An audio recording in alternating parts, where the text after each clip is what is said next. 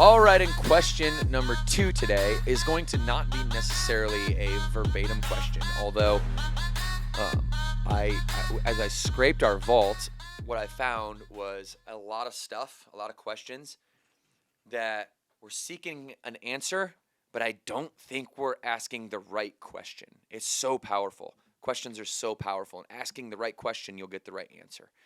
And they were great questions, but I think that there's a concept called leading and lagging.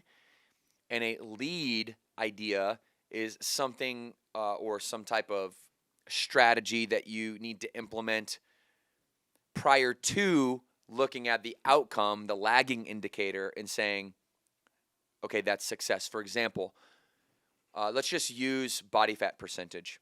Okay, so if you're trying to reduce your body fat percentage by, let's say, 2.5%, doing the measurement, actually measuring the body fat, that is the lagging indicator, okay? The leading indicators are the indicators and the actions and the strategies that when you take them, that lagging measurement, that body fat percentage will go down 2.5%. You know that because you're eating the calories, because you're consistent in the gym doing the workouts, because you're practicing your mindfulness, and because you're developing your mental health every day, because you're reading books and calcifying your mindset, you will step into that measurement and you'll see that 2.5% body fat reduction, okay? So that's the idea. So what I saw was a lot of lagging questions like, hey, how do I step up to this measurement and achieve these results? But there's a lot of stuff that it needs to happen before that. There's strategy that needs to happen before that, okay, in order for you to ever achieve the goals that you set out. There's leading indicators, okay? Leading indicators is what we're going to talk about, but not all the leading indicators, because there's an infinite amount of leading indicators that could help you as a strategy to get to your goals. The one I'm going to talk about is leadership, because leadership to me is by far the most scarce resource that we have. If you look around and you say, what are the problems in companies? What are the problems in the government? What are the problems that we have internationally? What are the problems in NBA teams and NFL teams? And what happens when those companies, those entities don't do what they're supposed to do? Leadership. They don't have people at the top who are leading their own lives with character, who are leading their own lives with integrity, with authenticity, putting people before themselves, and really putting the mission of every individual that they're responsible for and the entirety of the organization that they lead before the interest of themselves. All right, and that's what leadership is. And so I just want to talk to you about a couple different principles that I was able to, in a 4-hour presentation to my team here internally during Leadership Week at headquarters, which was in Q1 this year. And we did a 4-hour workshop. We had an offsite for our executive team with Morgan and her coach, and they led that. What else did we do? We had all types of offerings early in the week for people to take courses or do things. So basically, it's one long week where we have Leadership Factory on our mind. We're trying to slow down that business day to day, the doing, working in, and we're trying to slow down and work on the business. And what we do is work on leadership. Why? Because leadership is going to point you in the direction of all the other things that you're going to uncover, because it's hard. But the key is that it's a skill. You're not born with a talent that makes you a leader. Leadership is a choice and not a title. And in order to lead other people, we have to lead ourselves. We have to take responsibility for our own actions. I mean, how many people try to change the world, but then you look in their car and their car's a mess? It's like they don't even have the personal responsibility to keep their car in order, and all of a sudden now they're trying to keep the world in order. Incongruency in character there. And so this is rampant right now, and I think it's really important for you to protect against this. I think it's important for you to take personal, individual responsibility for yourself. I'm not the person that's going to sit here and go through the history of why I think that's important. If you'd like to ask questions around that, feel free to DM me of why I think it's important to take individual responsibility rather than to have group responsibility. Because I had to do it myself, and I can only speak from my circumstances. I can only speak from my heart and the things that are on my head. So I had to lead my own life, right? I had to pull myself out of the gutter before I had any respect to lead anybody else at all. And when you come from where I come from, you're in this kind of ditch, right? You start if everyone else is on the starting line, you're like a mile behind them on the starting line. And in order for you to get the same respect that the people in the starting line get, you have to work hard, really, really hard to catch up, and you have to work long to catch up, and you have to be consistent over a long, hard, difficult, period of time in order to get even with other people. You don't do that. You don't do that with a group. You do that with yourself. You do that by going inward. And so, one of the first principles, although I didn't know it when I was 12 years old, I remember distinctly after an incident with my father, which ended up carrying a child abuse charge with it. I ended up basically looking in the mirror and saying, Devan, this is you, yourself, and your creator, and that's all you have.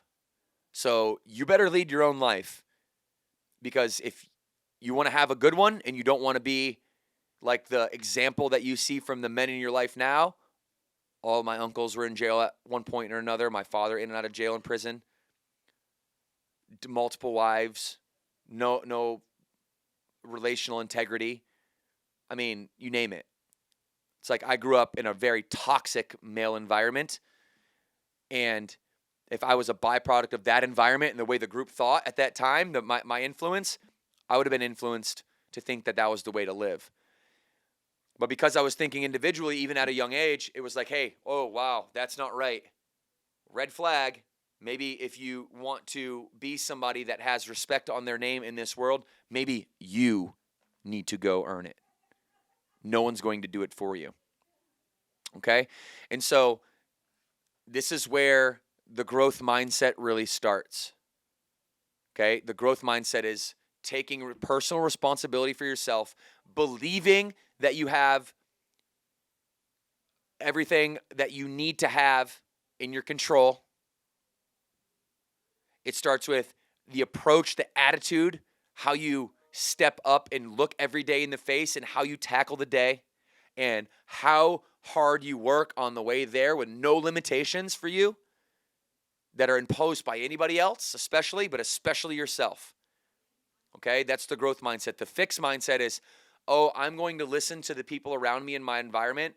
I'm not going to be curious about why they are bestowing upon me these certain theories or philosophies that they are. And I'm just going to fall in line and I'm going to go with it. Why? Because that's who we are and that's what we do. The fixed mindset loves the status quo. The growth mindset thinks the status quo is the enemy. And if you know me for long enough, you know the status quo for me is the ultimate number one target. I look at what 99% of people are doing and do the 1%.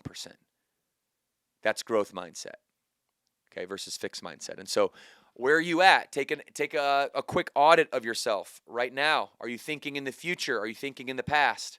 If you're thinking in the future and you're putting together a desirable story, a desirable movie of you and the characters in your life, the people that you love, and a certain place in time with no limitations or consequences, and you're putting yourself out into the future, projecting happiness, projecting fulfillment, projecting achieving all the goals that you want to achieve, then your growth mindset. If you're looking at the past and you're using the past as a justification as to why you can't do things in the future, we've always done it like this. Good. Well, yesterday ended last night. So there's a reason that your rearview mirror is, 100 times smaller than your windshield. It's a metaphor for look out 100 times more than you're looking backwards. The growth mindset versus the fixed mindset. There's an amazing book on this, you guys. Stanford professor Carol Dweck, amazing colleague of podcaster Andrew Huberman, wrote Mindset is the title. And this is her philosophy. She really does a fantastic job about breaking down growth mindset versus fixed mindset. And I believe and hang on every word in that book. It is my personal mental health Bible.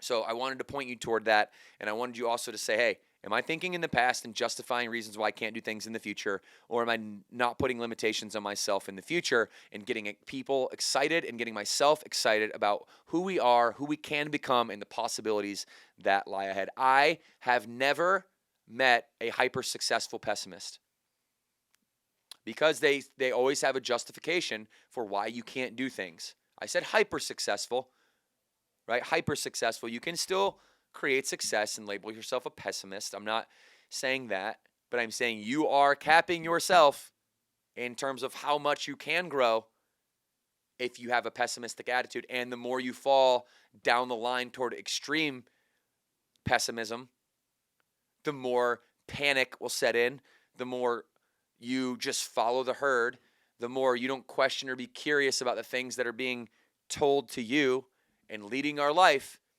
Wanting to get healthy, wanting to start the business, all these questions y'all are asking me all the time about how are you doing these things all together. Well, it's because it's not that I'm doing everything.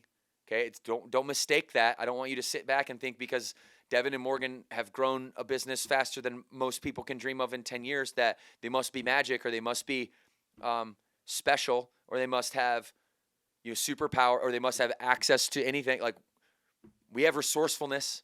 That's our number one aspect. That's our number one attribute. And we are no different than you. Like, my IQ is normal. It's just average. Morgan's IQ is normal. It's just average. It's not like, we have 160 IQs or any special talent. It's we actually take leadership seriously. And we take individual responsibility for ourselves seriously. And there's nothing funny about that. There's nothing funny about having a dirty car. There's nothing cool about that. So, like I said, I'm speaking from the heart. I'm speaking from my experiences. And to me, the growth mindset, the set of your mind, I often call it the inner world if you hear me talk a lot. Attitude, effort, belief, which I discussed a little bit here. That's the growth mindset. Controlling what you can control and then using the external circumstances that are negatively in your favor as positively and as optimistically as you can. Flip that worst day into that best day. That's a punchline for somebody that has growth mindset. How could you take your worst day and turn it into your best day? Example, story, okay, pandemic. I'm going to go there because it's a significant set of adversity and challenge for me. By far more difficult than making it from college baseball to professional baseball. Like, that was a hard thing for me to do. For sure, I wasn't always the most talented person, and I had to work hard for a very, very long time and get overlooked by so many people. And I got one shot. I finally got one shot, and I took it right away. All right? So this pandemic thing was by far the hardest thing for me. The worst day of my life was the day that we had 275 gyms open. There's a video of us sitting around the studio, and we are looking at each other, y'all, like, what are we going to do? Are our dreams over? Are we going up in smoke? We had to close all 275 gyms, and we had one meeting to where everybody was just silent and looking at me. And I'm like, all right, this is why you prepared all your life for these moments right now. The time when your team, you're super capable, super talented, super team is looking to you because this decision is yours. You decided to be the leader. You get to go down with the ship if it's going down. And so I decided, out of the health and safety of our community, the uncertainty of what was happening with the COVID-19 pandemic, that we would shut down. At the time it was 2 weeks, we would shut down all 275 gyms. And that was so against every philosophy that I've had that's got us to this point, right? Besides the most important one, people first. That it's not about your dreams, Devan. It's about people. It's about our members. It's about making sure that we are being an example for not only our industry, but for the country and for the world of how to make sure that you're always putting people first through every fabric of your being, of your DNA as a company. And so that made the decision, although it was counterintuitive, it made the decision very, very easy for me once I could meditate for a moment on what I needed to do and what my logic would be and what the right thing would be to do. Because doing the right thing is always the right thing. Me being right is never important to me. What us doing what's right is very important to me. And I'm just a player in that game. And sometimes, they look to the star player, the leader, to make the decision for the team. Okay, what are we going to do here? There's 3 seconds left. We got the ball. We're down 2. What are we going to do? Right? None of us know. Tell us and we will execute. So we did. It was the worst day of my life. Okay, I felt so terrible. And I had been used to not dwelling. Like, I had a rough upbringing. You know the story. I had volatile start to the business, like lots that we had to overcome because we were family owned, still are. We had never done any of this before. We didn't know what to do. There's a lot of hardships, a lot of adversity, a lot of unknowns. We were forging new ground. And I'll tell you that I dwelled more in that. I dwelled for about 2 days, which 48 hours is a long time for me to dwell on something. It's usually like 48 seconds, and then I'm on to the next thing. It used to be 48 hours, even a week, back before I understood the growth mindset and was able to examine that in every area of my life. It used to be a 48 hour to a week, how do you call a refractory period of negative emotion, where the negative emotion would linger for so long that you're staying in that dwelling. Well, here's what happens, you guys. If you dwell in negative emotion for too long, okay, what happens is that starts to become your personality. You start to be a dweller if you're doing it for too long. If you become a dweller for too long, it becomes some of your personality to be a dweller, or to dwell. It's part of your personality makeup, and you do that for long enough, that becomes your identity to be a dweller. You're now a dweller if you dwell for too long.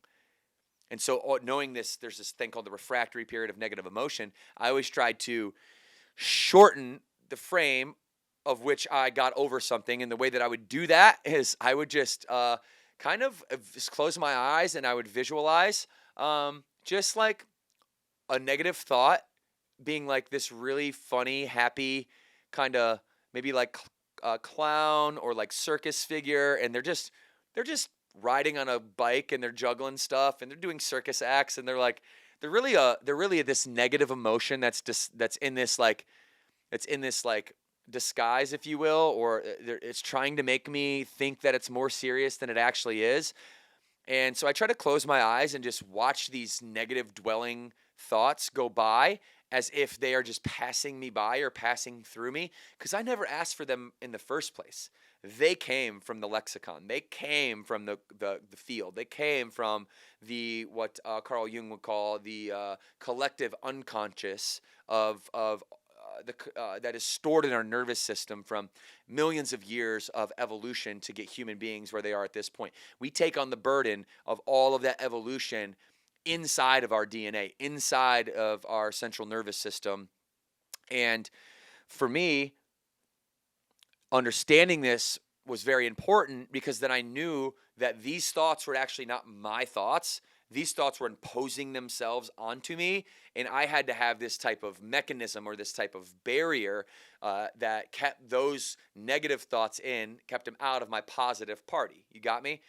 When I wrote and stopped starting over, I used the metaphor of Rocky, the big bouncer, and he'd be outside and he'd be like, "Hey, you can't come potty in here with positive in here," or whatever. A terrible accent, but he would kick the negative thoughts out, and that's another mechanism I use sometimes is when there's thoughts are like knocking at your door, right? It's like, who's that bouncer, right? That's your filter. I called him Rocky just because it's some funny character that you can actually see some big giant dude named Rocky like kicking these negative people out of your life, and I visualized that being a mechanism. I visualized the clown or the circus animal on the unicycle juggling, and just watching that thought kind of pass by and kind of ride into the sunset and disappear. You kind of have these mechanisms. Well, really, they're metaphors for the filter from what's being imposed on you to then what you accept as your own belief, and then you outwardly, which then becomes your imposition. So you have to protect against that. So what does this all mean? So we want to circle back and we want to talk about what I started this story with is making your best day your worst day. That's the ultimate growth mindset. If you could take this day, if I could take this day where I had to make the decision to close 275 gyms and then not dwell on it, because if I were to dwell for too long and that became my identity, I am rendering myself useless to be the captain that can navigate us through this. And so I remember I locked myself in my, we call it the lab. I'm not sure if you're familiar with the lab, but it's my home gym that it's a Burn Boot Camp lab, and that's where we kind of originate all the stuff, and it's like a laboratory, right? A fitness laboratory. And I do a lot of workouts in there.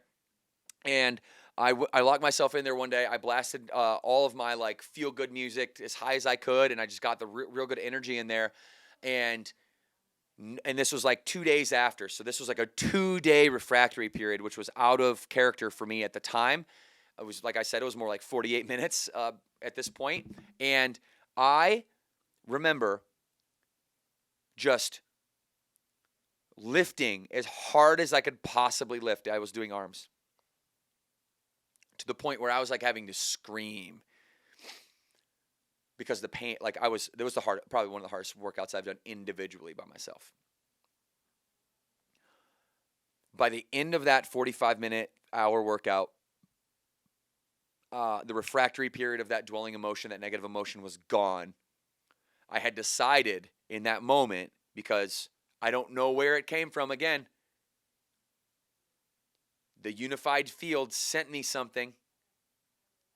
Okay, this time it was a positive thought, right? So Rocky got to let this guy in, right? Can't kick this one out. It's a positive thought. He's saying, hey, this is the best thing that could ever happen to you, because you and your team are the best out there, and anybody can be good when times are good. But only the best leadership, only the best management teams can be phenomenal when times are bad.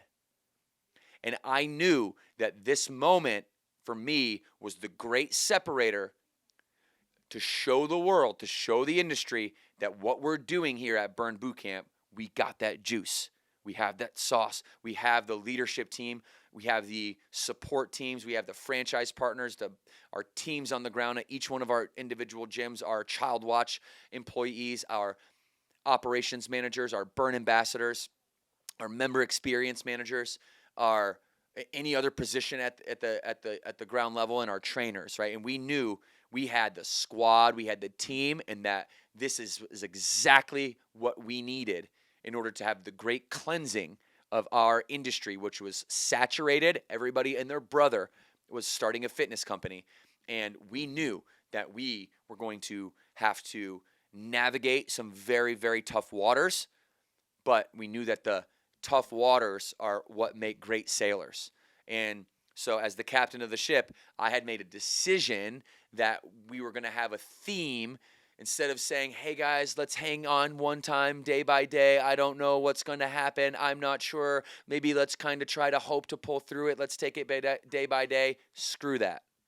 I don't care much about pessimism or optimism at this point. We're going to, we're going to hold the line. And I got on a video that night after that workout. I came to tears during that workout. I mean, let me tell you, boy, I was emotional because I was profound. It was speaking to me. And I got on line that night to our system, and I made a video called Hold the Line. I looked at him right in the camera, and I said, hold the line. Hold the line for your family, for your members and their family, for your investment, for the people in your life that want to make you proud. Hold the line. Hold the line for the person in your community who, if you don't do this, they're going to go south in a real bad way. And think about all the relationships that we've built up into this point that will deteriorate if you don't hold the line. And I told them my whole story about making my worst day my best day, and how this is going to be the great revolution of this organization, how it's going to catapult us. And guess what? They believed it because they trust me. We're very, very strong culturally. Our system is super tight.